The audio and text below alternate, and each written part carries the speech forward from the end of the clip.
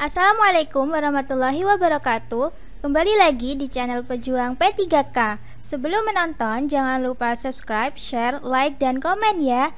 Langsung saja kita simak videonya.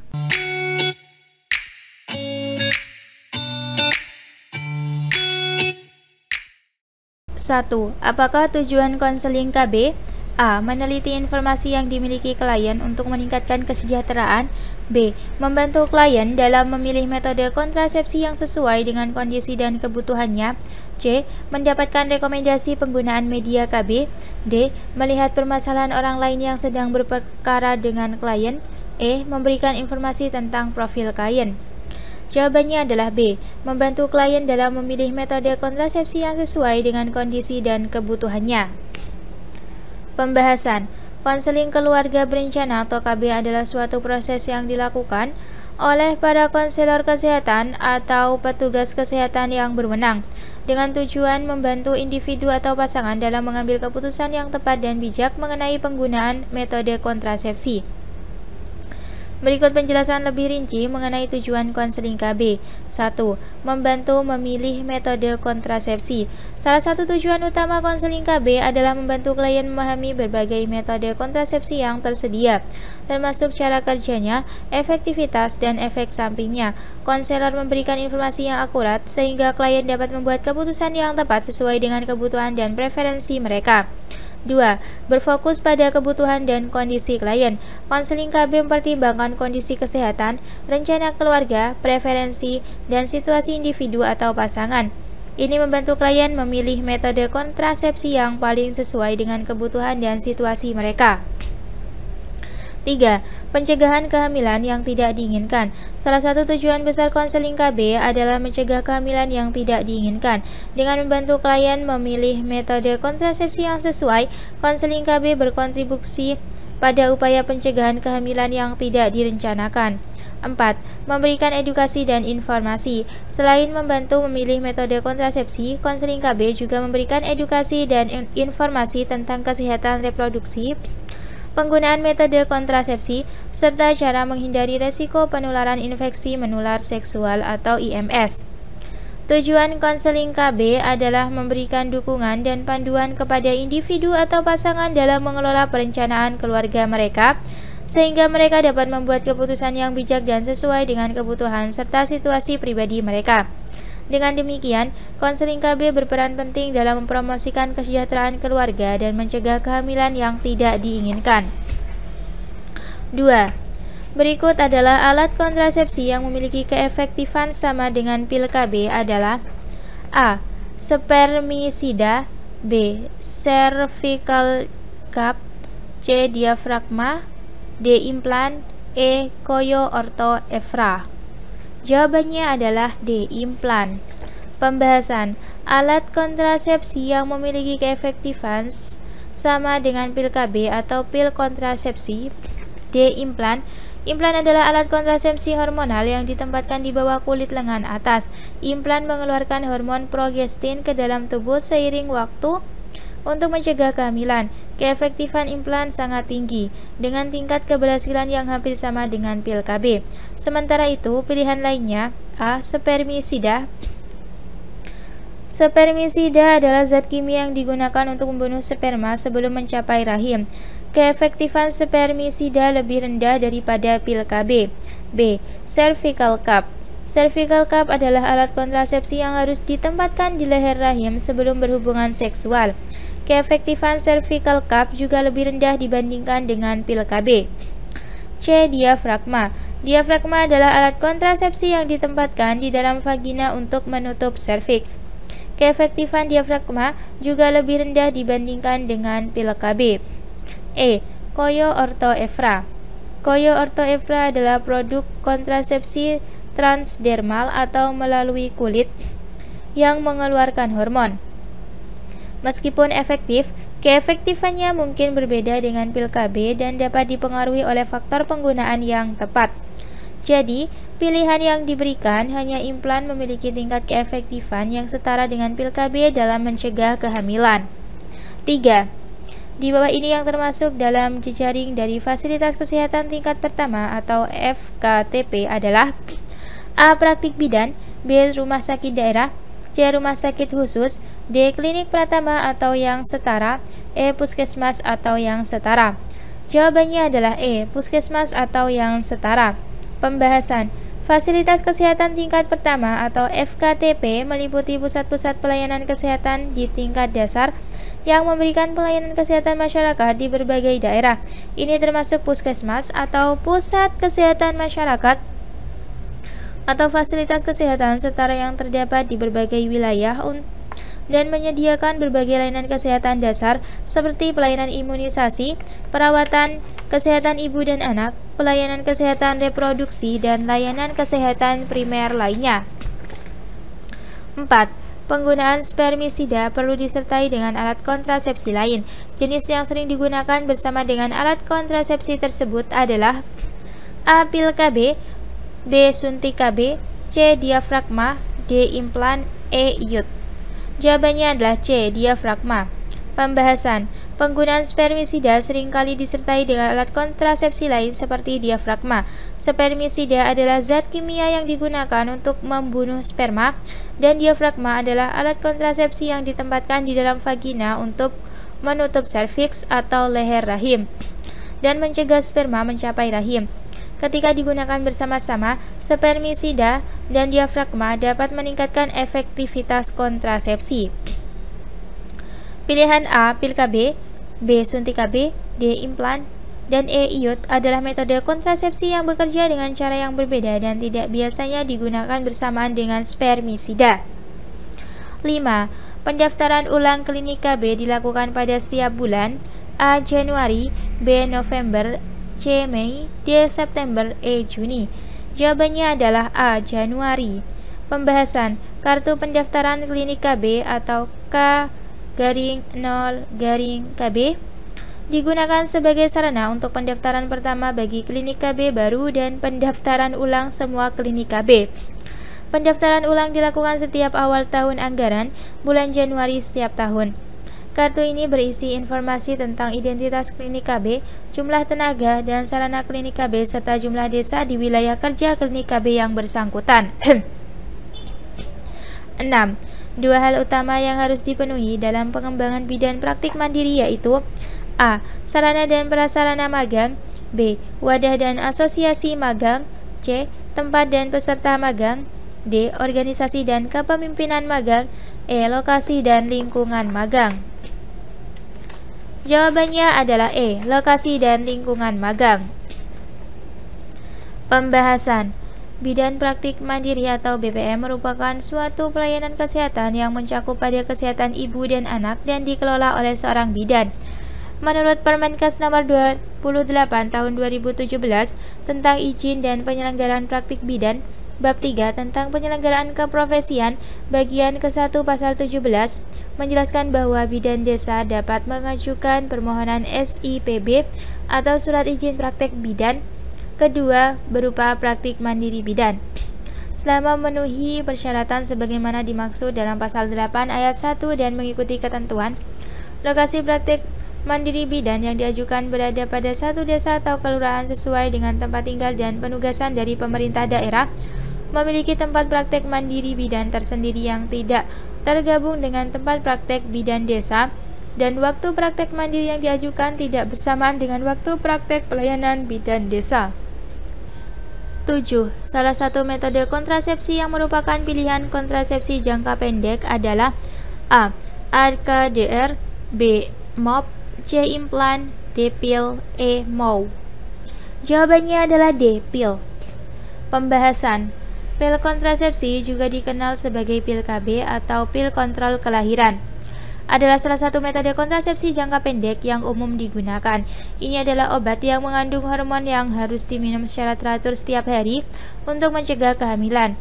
Pil kontrasepsi adalah metode kontrasepsi yang efektif jika digunakan dengan benar. Pilihan lain A. AKDR atau alat kontrasepsi dalam rahim adalah metode kontrasepsi jangka panjang yang melibatkan pemasangan alat kontrasepsi dalam rahim dan bukan pilihan kontrasepsi jangka pendek. B. MOP atau metode operasi pria adalah metode kontrasepsi yang melibatkan sterilisasi pria dan bukan metode kontrasepsi jangka pendek. C. Implan adalah metode kontrasepsi jangka panjang yang melibatkan pemasangan implan hormonal di bawah kulit dan bukan pilihan kontrasepsi jangka pendek. E. MOW atau metode operasi wanita adalah metode kontrasepsi sterilisasi wanita dan bukan metode kontrasepsi jangka pendek. 8. PIK remaja merupakan wadah kegiatan program penyiapan kehidupan berkeluarga bagi remaja atau PKBR yang dikelola oleh A. Keluarga, B. Remaja atau pelajar sekolah, C. Kader BKR, D. Pemerintahan desa, E. Pemerintahan kecamatan. Jawabannya adalah B. Remaja atau pelajar sekolah. Pembahasan. PIK remaja atau Pusat Informasi dan Konseling Remaja merupakan wadah kegiatan program penyiapan kehidupan berkeluarga atau PKBR yang dikelola oleh remaja atau pelajar sekolah. PIK remaja biasanya digunakan sebagai sarana untuk memberikan informasi dan konseling kepada remaja tentang berbagai aspek kehidupan, termasuk persiapan untuk kehidupan berkeluarga. 9. Di bawah ini yang tidak termasuk keuntungan dari penggunaan AKDR atau IUT. A. Memberikan perlindungan jangka panjang. B. Perubahan siklus haid dan haid lebih lama dan banyak. C. Tidak berpengaruh terhadap produksi ASI. D. Tidak ada efek samping hormonal. E. Kesuburan segera kembali sesudah AKDR atau IUT dicabut atau diangkat. Jawabannya adalah B. Perubahan siklus haid dan haid lebih lama dan banyak. Pembahasan. Keuntungan IUT. 1. IUT memiliki efektivitas tinggi sebagai kontrasepsi segera setelah dipasang. 2. Metode kontrasepsi jangka panjang dapat digunakan dalam jangka waktu 10 tahun, proteksi dari KAT 380A dan tidak perlu diganti. 3. Sangat efektif karena tidak perlu mengingat waktu pemakaian atau disiplin penggunaan seperti minum pil atau menggunakan suntikan. 4. Meningkatkan kenyamanan seksual karena tidak perlu cemas pada terjadinya kehamilan yang tidak diinginkan. 5. AKDR dengan CU-AKDR atau KAT 380A tidak memiliki efek samping hormonal karena tidak mengandung hormon. 6. Tidak menghambat produksi ASI bagi ibu yang sedang menyusui. 7. Dapat langsung digunakan segera setelah melahirkan atau pasca persalinan atau sesudah abortus atau pasca keguguran dengan syarat tidak terjadi infeksi. 8. Tidak terindikasi mengkonsumsi obat-obatan atau zat adiktif lainnya, membantu mencegah kehamilan ektopik atau kehamilan di luar kandungan. 10. Yang tidak termasuk kategori populasi kunci penyebaran HIV/AIDS adalah A. Pengguna narkoba jarum suntik. B. Lelaki suka lelaki. C. Lelaki beresiko tinggi.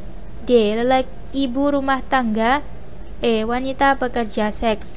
Jawabannya adalah D. Ibu rumah tangga. Pembahasan. Yang termasuk populasi kunci penyebaran HIV/AIDS diantaranya 1. Wanita pekerja seks langsung adalah perempuan yang menjual seks sebagai pendapatan utama mereka. Para perempuan ini biasanya ditemukan di lokasi atau jalanan. 2.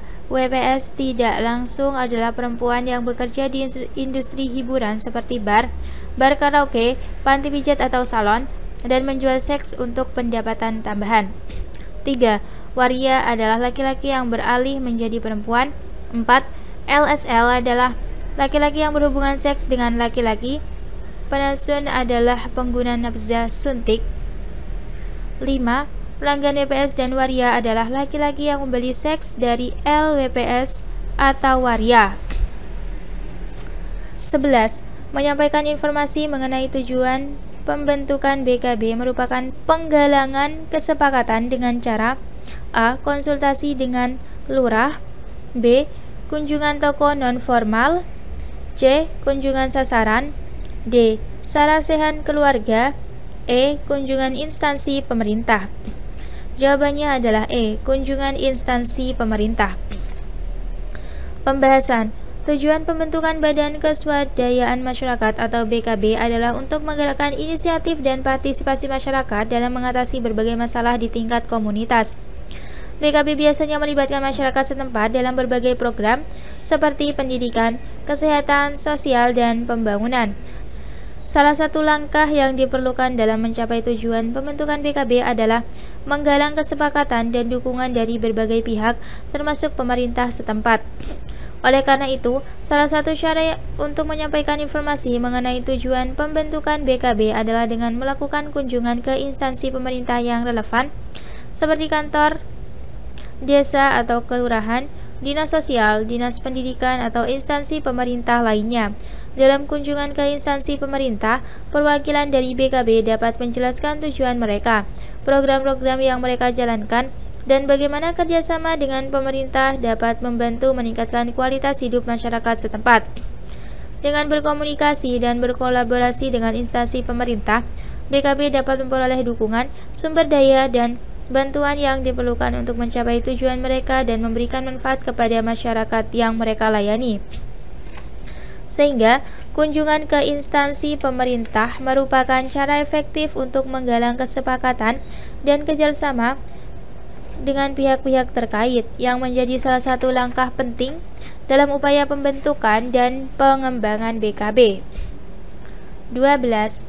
Dalam program KKBPK juga dikembangkan program kesehatan reproduksi yang mencakup A. Kekuatan hidup ibu, bayi, dan anak. B. Kemandirian hidup ibu, bayi, dan anak. C. Pembangunan keluarga sehat. D. Kelangsungan hidup ibu, bayi, dan anak. E. Pembangunan keluarga sejahtera. Jawabannya adalah D. Kelangsungan hidup ibu, bayi, dan anak. Pembahasan. Kesehatan reproduksi atau KESPRO dan hak-hak reproduksi. Ruang lingkup kesehatan reproduksi dalam lingkup kehidupan. 1. Promosi dan konseling kelangsungan hidup ibu, bayi, dan anak atau HIBA. 2. Pencegahan penyakit menular seksual atau PMS, HIV, dan AIDS. 3. Pencegahan kanker alat reproduksi atau KAR. 4. Pencegahan dan penanganan infertilitas. 5. Kesehatan reproduksi remaja atau KRR. 13. Di bawah ini yang tidak termasuk keunggulan metode operasi pria atau vasektomi. A. Waktu pelayanan cepat. B. Sangat efektif. C. Menurunkan libido. D. Tidak ada efek samping jangka panjang. E. Aman. Jawabannya adalah C. Menurunkan libido. Pembahasan. Vasektomi adalah metode kontrasepsi pria yang melibatkan operasi untuk memotong atau mengikat saluran sperma atau vas deferens. Salah satu keunggulan utama dari vasektomi adalah bahwa ini tidak seharusnya memengaruhi libido atau gairah seksual pria. Secara umum, operasi vasektomi hanya mempengaruhi kemampuan pria untuk menghasilkan sperma yang mengandung sperma, namun tidak seharusnya memengaruhi dorongan seksual atau hasrat seksual. Dalam pertanyaan, pilihan C, menurunkan libido, adalah yang tidak termasuk keunggulan vasektomi, karena vasektomi seharusnya tidak mengaruhi libido atau gairah seksual pria. Sebaliknya, metode kontrasepsi ini dikenal untuk waktu pelayanan cepat, tingkat keberhasilan yang tinggi, tidak adanya efek samping jangka panjang, atau kecuali dalam kasus-kasus jarang yang mungkin memiliki komplikasi, dan dianggap sebagai metode yang relatif aman. 14. Gambar telapak tangan yang digunakan dalam ABPK adalah lambang untuk mengingatkan hal apa? A. Konselor untuk mendengar pandangan klien. B. Konselor untuk menawarkan bantuan kepada klien. C. Konselor untuk menanyakan kepada klien. D. Konselor untuk mengecek pemahaman klien. E. Konselor untuk meminta bantuan. Jawabannya adalah B. Konselor untuk menawarkan bantuan kepada klien. Pembahasan. Gambar telapak tangan dalam konteks konseling atau bimbingan digunakan sebagai simbol yang menggambarkan sikap empati, dukungan, dan ketersediaan dari seorang konselor kepada kliennya. Jika seorang konselor menggunakan gambar telapak tangan, itu bisa menjadi cara untuk mengingatkan diri mereka sendiri untuk menawarkan bantuan kepada klien. konselor untuk menawarkan bantuan kepada klien adalah bahwa gambar telapak tangan digunakan untuk mengingatkan konselor bahwa mereka seharusnya selalu siap dan bersedia untuk membantu klien mereka dengan masalah atau pertanyaan yang mereka miliki. Ini adalah bagian penting dari pendekatan konseling yang empatik dan berfokus pada klien, di mana konselor berupaya untuk menciptakan lingkungan yang mendukung klien dan menawarkan bantuan ketika diperlukan. 15. Mengkoordinasikan sumber daya yang ada dalam kelompok BKB merupakan tugas pendampingan pembina sebagai A. Fasilitator, B. Edukator, C. Motivator, D. Kolektor, E. Katalisator. Jawabannya adalah A. Fasilitator. Pembahasan. Seorang pendamping pembina dalam konteks BKB atau Badan Kesejahteraan Keluarga Berencana memiliki berbagai peran dan tanggung jawab yang melibatkan koordinasi sumber daya dalam kelompok BKB. Dalam konteks ini, tugas pendamping pembina adalah bertindak sebagai seorang fasilitator. Seorang fasilitator adalah seseorang yang membantu kelompok atau individu dalam mencapai tujuan mereka dengan cara yang efektif.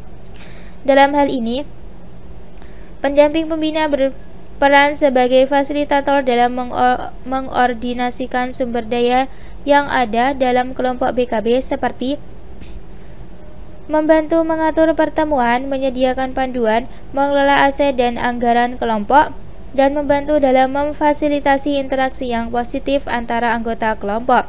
Sebagai fasilitator, pendamping pembina membantu kelompok BKB agar mereka dapat bekerja sama secara efisien untuk mencapai tujuan dan tugas mereka terkait dengan program BKB. Dengan demikian, peran ini menekankan pentingnya koordinasi, bimbingan, dan bantuan yang diberikan oleh pendamping pembina untuk memastikan kelompok BKB berjalan dengan lancar. Terima kasih sudah menonton video ini. Jangan lupa like, comment, share, dan subscribe channel ini. Sampai jumpa di video selanjutnya. Semangat pejuang P3K!